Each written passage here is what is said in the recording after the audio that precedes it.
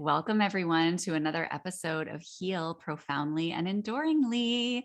I'm so excited to have you here today. I'm going to be introducing our special guest in just a second. But for those of you who are not familiar with Heal, this is a show we go live every Monday.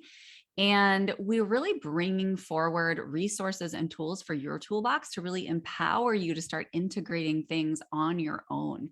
There's nothing more empowering than being able to, grab all these little snippets, try them out, try them on for size, see what feels good to you, and then be able to put together a little roadmap that helps you feel your best. So I bring on an expert each week. And this week we have Hollie Renea. She is a professional psychic medium who walks you through how to bridge the spiritual realm with the physical, which is just yummy and my just favorite thing to talk about. So I can't wait. And today we're going to be talking to her about tapping deeper into your spiritual team. So thanks for being here, Hollie. Thank you for having me. I'm so excited.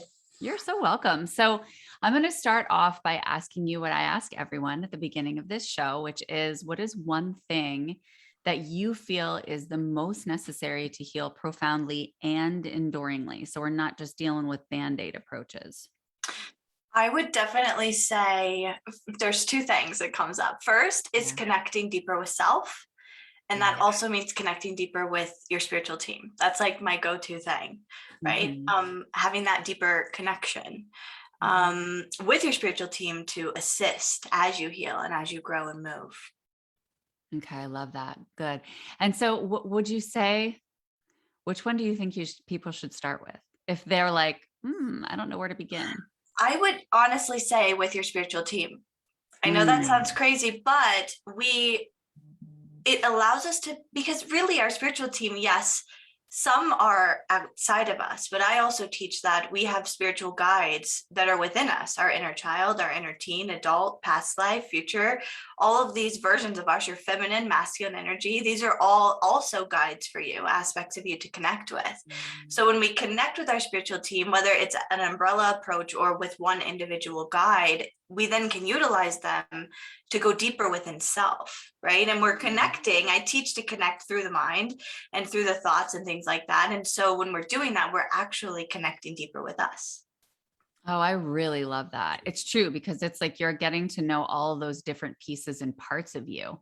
Right. And it's like, it's interesting because I've been a therapist for 20 years. And so we, have gone through all the psychological trainings, but there's one internal family systems, which talks about like the different parts of who we are. You know what I mean? And so it's like, yeah, how can you kind of get to know your parts and make them whole? And, but I love being able to take that to a higher level of consciousness and a greater level of depth, right? Because that's of course why I shifted from that world, is just because the level of depth and longevity that we get from this work is so much more sustainable. Yeah. And I love to look at our spiritual team as like, we can use them in different areas of our life. So if someone was really like, okay, I really want to heal or work with myself, and things, then I would introduce them to a spiritual guide that will be with them through that entire process to help them. It's kind of like when you invest in a coach or mentor or therapy or whatever, we also invest in these guides that are on the other side that can help us in other ways as well. I love that so much. I'm actually writing a chapter right now for a book called The Ancestors Within. It's like the third book in a series.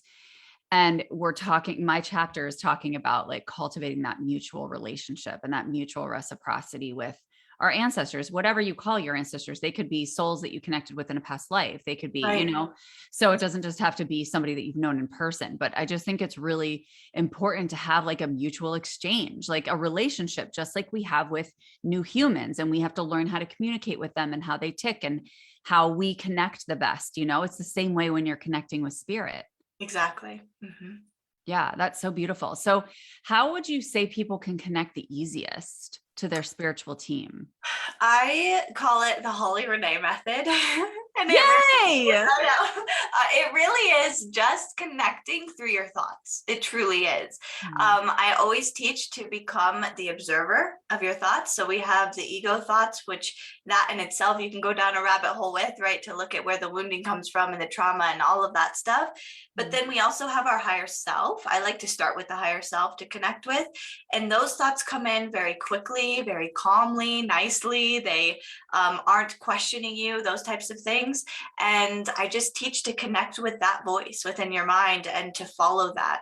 And so that's what I feel. And I also teach another way that's easier sometimes to start is to ask for external signs.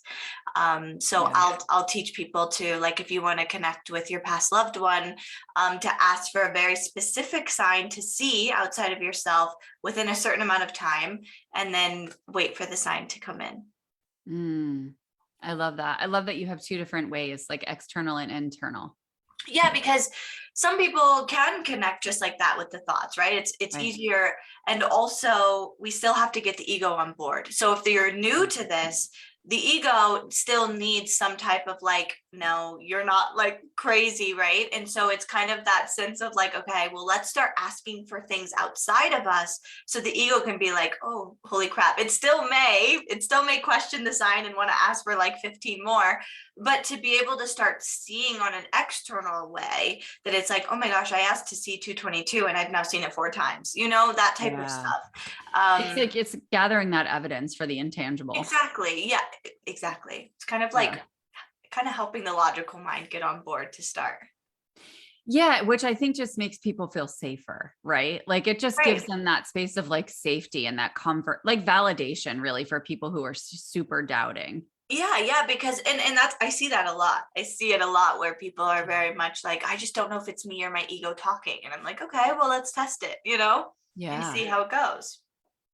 Yeah, I really like that approach too, that let's get curious, let's get creative. Let's just kind of, and it's funny, I did a reel on this the other day, this concept of like constantly refining the process, but not in a way that it feels like dreadful and laborious and annoying. You know what I mean? But just like, yeah, this is fun. Like it's a creative process to kind of continue to learn about yourself and about what's out there and what you can connect to. And, like, I just think keeping that curious brain on is so helpful, because then you're not going to get stuck in that frustration around it's not working and I'm connected to the outcome and I don't see what I expected to see. Right. Because when we get too much in our head, as we know, we cut ourselves off from source. Yeah. Mm-hmm. Yes, we do. Yeah. We do that. I know. So is everyone, I know we all do it. It's funny. Like I was even talking to a client the other day and she was just like, I don't know, this or that. And I'm just like, honey, you're human. Like, I don't understand what, like, you're human. You're going to have days.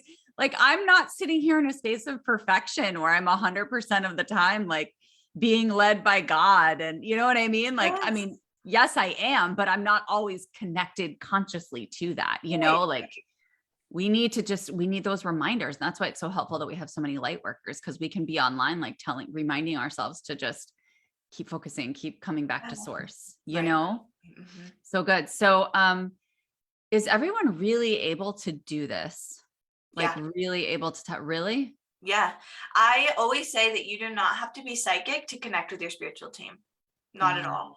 And that's why I teach like the simple methods and simple ways. Does it mean that everybody can go in and tap into the Akashic records? Right. In my opinion, I think that you can for your lifetimes. Doesn't mean that you can tap in for everybody's lifetime. Does it mean that everyone can connect in maybe the way that I do or someone else does? No. But I truly believe that every single person has the ability to connect with the other side. Yeah. Well, I think we do all the time. Again, it's just like, are we consciously aware of it? Yeah, I have been my whole life, but I cut myself off at a young age. For many different reasons. And also we are so stuck in the 3D at times, which would be, this reality that we see in front of us, that we forget that there's more. There's so much more. And the more that we open up to it, the more we can tap into it. And it's just like anything else, just like meditation. People, that when they start meditating, they're like, I can't meditate. It's like, well, because your mind's been running 1,000,000 miles an hour your entire life. So you have to practice, So it's the same thing with connecting. But when I teach a class where we tap into your gifts. And every time we do practice sessions, people, especially if it's their first time in the practice, they get nervous. But then when they do it, it's like, oh my, they're in shock. I can't believe that I've connected in this way. And we really are just a part of one mind, really, in a higher perspective. Yeah. Yeah. I love that. I love that. And do you find that, okay, I guess this is the question really, like the difference between connecting with your spiritual team and mediumship? So I do say there's a difference between, I call them human spirits and spirit guides. Okay. Yeah. There is a difference in the sense of the way that they connect, not necessarily in the way that you have to connect to them. I also still believe that anyone here could connect to someone that they love that passed away. Yeah. No matter what, whether you are psychic or not psychic, it doesn't matter. And the term psychic even is very, it has like a stigma around it. It's very much like future based. So, there's that even. But there is a difference between connecting with your spiritual team and like past loved ones in just the sense of how they connect. So past loved ones would connect more on a level of, they give a lot of symbolism. And so I like to teach something called sacred language that we have, because they like to just give us symbols, and it sometimes seems a little bit harder for them to give us messages sometimes, in the way like our spiritual team, they have been with us, right, for a long time, and they can flow a little bit easier. Sometimes past loved ones, it's the same way, but sometimes there's just a little more evolution happening on the other side. So it may not be as like flowy, I guess, if you will. Yeah, that would be the only thing I would say is a little different. And also they connect differently because they've been on the human plane like recently, Yeah. So they'll kind of connect and give advice and things like that more on like earthly elements or ways to heal, things like that. When I connect with spiritual team, for me personally, it's a lot more deeper on a soul level of what we're talking about. I really love that. That's really cool. I love that way that you describe that, because I totally agree. That's been my experience too. Mm-hmm. Yeah, exactly. And I mean, I'm not a medium, but I like when I'm in the Akashic records or when I'm just connecting to my guides, it's funny because I will see them and I will feel them and I will receive messages from them really through claircognizance and clairsentience. So I will receive them, but I'm not embodying them, or they're not embodying me. You know what I mean? Like they're not coming in necessarily. Okay. And so it's like, they're there, right? But, and I can communicate with them for sure. And I can even intentionally call them in and they're there and I'm getting messages from them, but it's not like this, I can kind of be them and talk to the other person. What are your thoughts on, what are your thoughts on that? So do you mean like if you were to do like a reading for someone or to channel for someone, you mean like are they coming through you? Is that what you mean? Or you're saying like that's not, you like kind of communicate outside? Right. They're kind of outside of me. Right. So it's like, I'm here and I'm doing the reading, and then like their grandmother will come in or their father will come in. Right. And they're like right there, and they're having a conversation, kind of me as the mediator. Right. But they're not like within me speaking to the person. Exactly. Does that make sense? Yep. Mm-hmm. And it kind of depends. Some people, so when I do readings, sometimes they'll have me speak like in first, person, just so that it's easier for me to get the messages through. But yeah, a lot of the time it's more like they're communicating. I actually have like a middleman kind of when it comes to mediumship, because mediumship can be a little overwhelming. So I do have like a specific guide that kind of helps bring the messages through. But yeah, the only time I ever really am doing a lot of like first person is when I'm connecting with Galactic. Okay. Yeah. And can you describe what Galactic is to people who don't know? Yeah. So Galactic realms are basically aliens. It's just a interesting tone. They're high vibrational beings. Yeah. Mm-hmm. Cool. And so, and is that process different, or would you say that that's? I would say that it's the process of channeling is the exact same.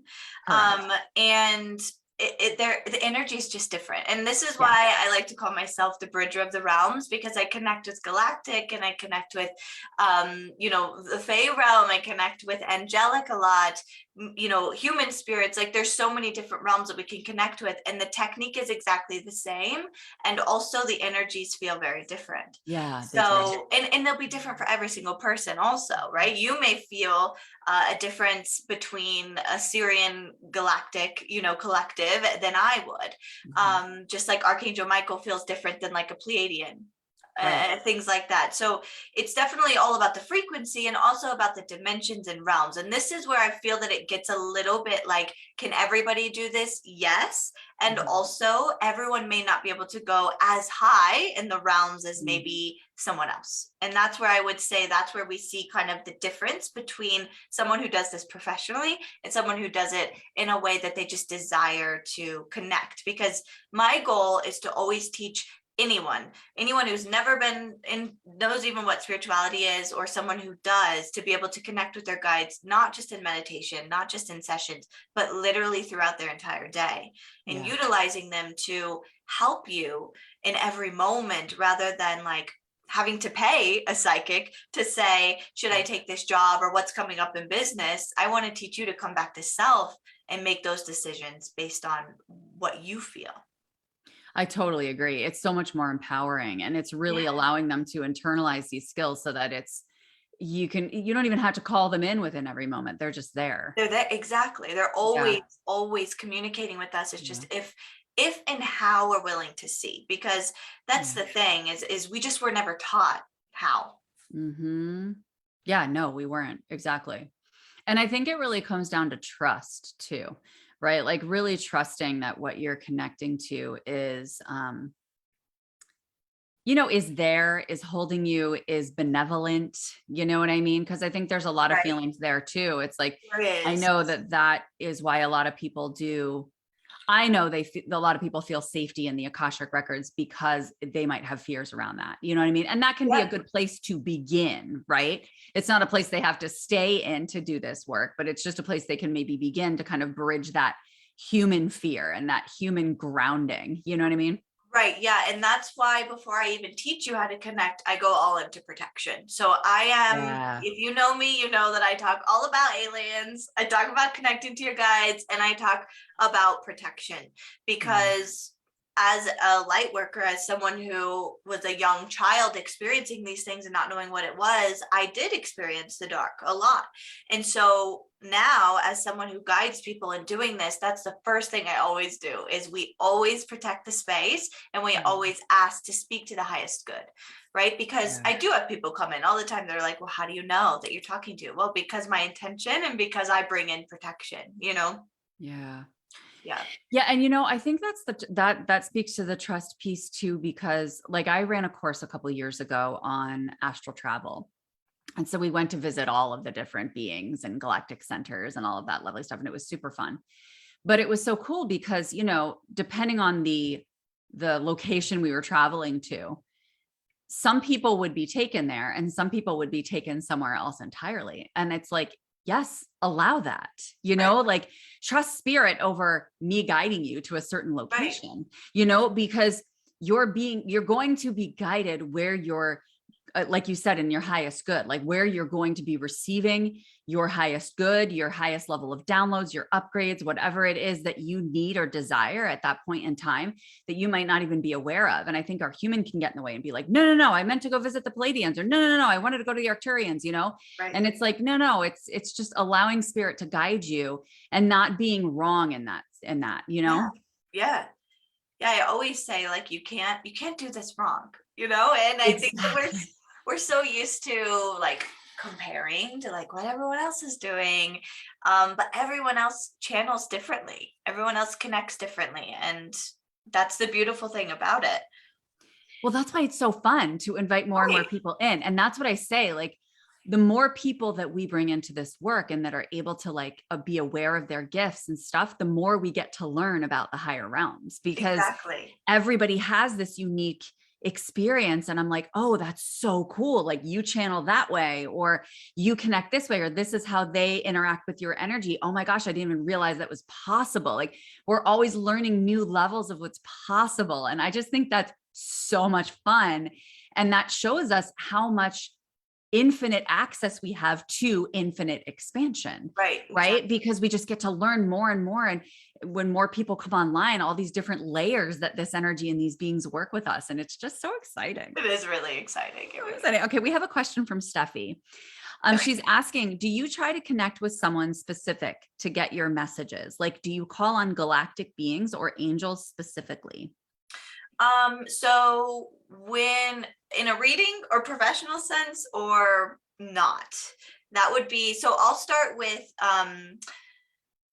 really it's the same for both. So I call in my spiritual team. Okay. So when I talk about a spiritual team, I literally mean that I know my guides. I know their names. I know what they feel like. Some of them are from galactic realms. Some of them are from the angelic realm. Some of them are show up in animal form. Like there's so many different ways. And so when I call upon them, it just depends on, who I'm reading, right? So I'll always call in my team to connect in that specific reading. And then I call in my client's spiritual team.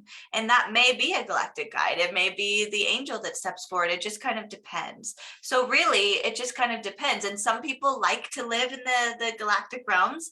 Some people would prefer to be in the angelic. So it really is just, it just kind of depends on what you want. For me, I'm in both all the time. Yeah. Isn't that lovely? Oh, so blissful. Yeah. And I think that it's again about attachment to outcome, like being able to invite people, because this is the thing. There's a lot of times that I will do readings for people and we don't necessarily know exactly who they are every single time, right? Like you don't always know exactly who the person is, like by name or by looks or whatever. Right. At least, I mean, I'm not a medium, but I don't always know exactly who that person is, but it's releasing that attachment to outcome and being like, who gives a shit? Like, who cares? Like it doesn't matter, because at the end of, and I think our egos get attached to that. And so I think, yes, it can be helpful to set an intention to call in somebody that you specifically need help with. Like if you want healing, call on Archangel Raphael, or, like being really specific in that way, especially if you have really intimate relationships with your guides. But other than that, it's kind of like, they're all galactic or spiritual beings, and they're all here to assist us. And they're all here with our highest good in mind and are going to give us guidance. And they're coming forward at that time for us. Like they are taking that moment to be able to inform us. And so it's like, do you really need to know exactly who this person is? I feel no. I feel that's our ego wanting to attach to it and just like get extra data and validation, where really it's like just receive the message and the upgrades and the vibrations, Yeah. Yeah, I agree too. I think that it's just good though to also have create that relationship, and this is where we bridge the physical with the spiritual, because yes, it is human to want to know a name. It's human to want to know where they're from. It's human to want to know how they work or what they're helping us with, which category, what color they show up, the signs they show us. And also this is where it makes it easy for people who aren't already in the realms to be able to say, okay, I'm feeling an energy come in right now. Oh, I know that this is my guide that helps me with manifestation. And then you tune in. Yeah. Right. So that's where I feel like that's why it would be important to call upon them. Or like, oh, I'm seeing 414 everywhere. I know that is my guide from Syrian Collective coming in to help me, to let me know that like maybe we're going to see some triggers today and we need to keep our eyes out. You know what I mean? And so it just depends on the depths of which you want to go. But yes, right. Exactly. The message is the message. Totally. I love that. You know what it is? I see it as a tool, but I just don't want people to feel like that's the end all be all. You know what I mean? Like that's, yeah. Cause like for me, it's funny. Like I just wrote an ebook, which I'm actually so excited about. I just sent it off to my designer, and it's about like mastering your intuition, right? And just really expanding your intuition. And there's all these like over 50 tools of how to do that. And that's one of them, which is like, especially early on, it's create a relationship, get connected to a guide. Just pick one, just pick one guide and connect, because that human relationship provides a bridge. It's exactly what I was saying. Like it provides that bridge, because then you're like, okay, I know how to create a relationship with one human. So I know how to create a relationship with one being. And once you can do that, it's kind of like your access point, and then you can get more accustomed, and then it becomes more automatic. Exactly. And that's what I teach. I start, like, when I first started, it was very much just my spiritual team. It was like an umbrella and connecting. Yeah. And then it quickly evolved into like my guardian angel. And so I'd worked with her so much, and then really deep with my higher self. And then from that point forward, it was just like, I began, because of my work, right, to really be able to dive deeper into more individual. And I think that's more of like a fun way to make this, like, people feel like also more supported, you know? Yeah. Yeah, for sure. Yeah, they do. It's that safety piece. Totally. And it's important. Like, whenever we access a realm that's a higher consciousness, really, it's putting your feet on the ground, making sure you're grounded so that you don't feel like you're flying off into the ether. Yeah. Yeah. Exactly. I have to have human days, that's for sure. Yes. Yeah. Yeah. So is there anything that you can suggest, like a little bit of a teaser or a tool that you can offer to get people started? Yes. So I would start with asking for a sign outside of Okay. self. So if you're completely new to this, or just like starting out with actually having real connection, not real, that sounds bad.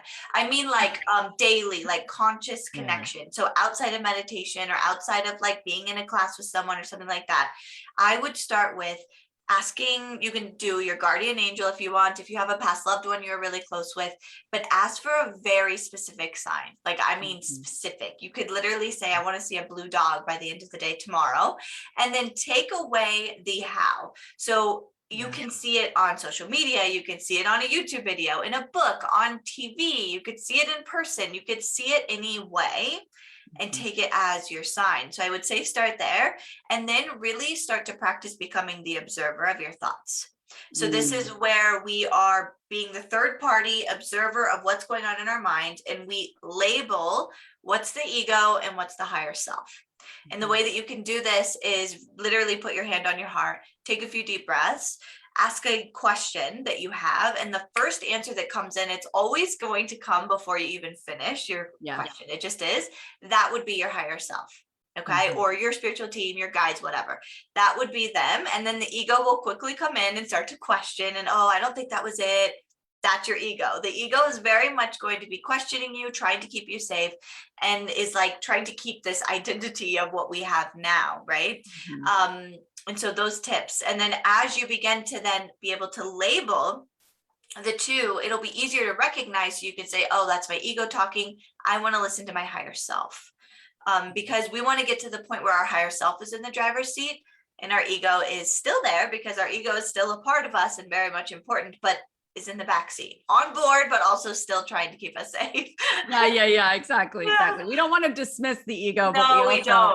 That's a misconception here. People always will be like, I'm throwing the ego away, and I'm like, no, you can't do that. That's you still. Yeah.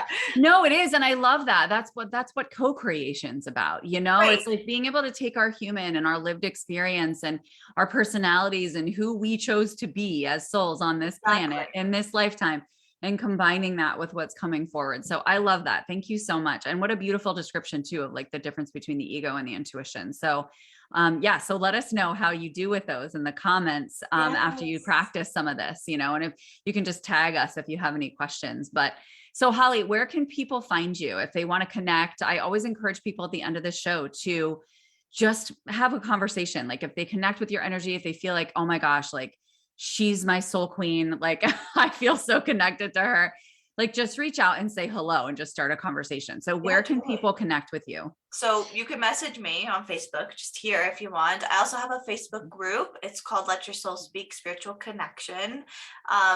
Really beautiful space that we have a community and things like that. But if you want to chat with me, you can just jump in my inbox and we can have a conversation. Cool. Beautiful. And we just dropped that link here too for your Facebook group so people can jump in. Yeah. So that's great. Thank you so much for being here. This was so fun.